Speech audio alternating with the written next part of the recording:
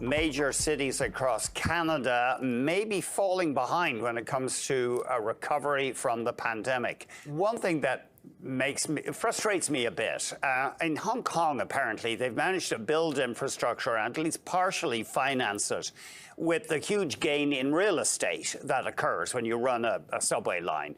But we don't seem to be able to do that here. Do the developers just get to put that in their genes?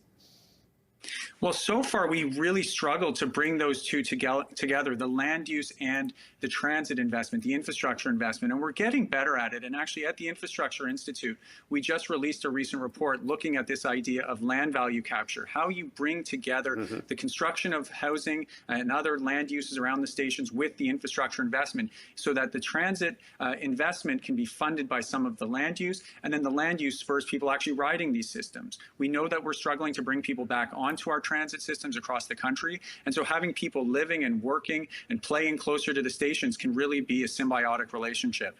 I mean, could you say to homeowners around a new subway station, okay, when you sell your house, you got to pay a 10% tax because we raised the value of your house so much?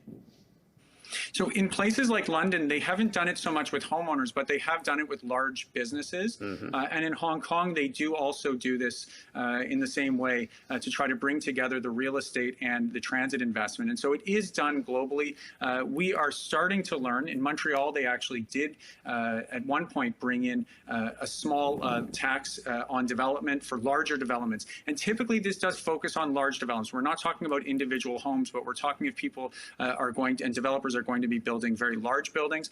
There are taxes per square foot to try to pay for some of the infrastructure because there is a financial uplift, and that financial uplift should be shared between the developer who's taking risk, but also the public who's investing in those big infrastructure investment projects.